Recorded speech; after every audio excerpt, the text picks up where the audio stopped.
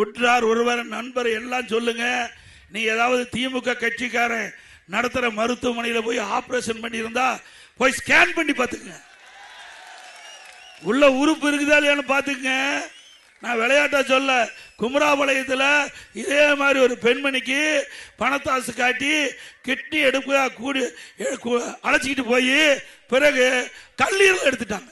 அந்த அம்மா நோய்வாய்ப்பட்டு அதை வழி விட்டுருங்கப்பா போட்டோம்.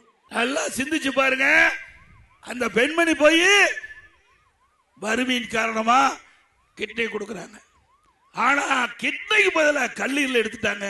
அந்த பெண்மணிக்கு உடல்நிலை சரியாம மருத்துவமனையில் போய் ஸ்கேன் பண்ணி பார்க்கும்போது தான் தெரியுது கிட்னிக்கு பதிலாக கல்லீரல காணோம். எவ்வளவு கொடுமை! இப்படிப்பட்ட ஆட்சி வேணுமா?